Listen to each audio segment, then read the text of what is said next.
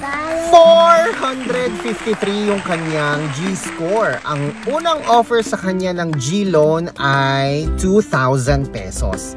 Kayo din ba? Magkano yung unang offer ninyo guys? Nasa 1,000, 2,000? Ako noon naalala ko, unang offer sa akin nasa 7,000 agad. O di ba, laki.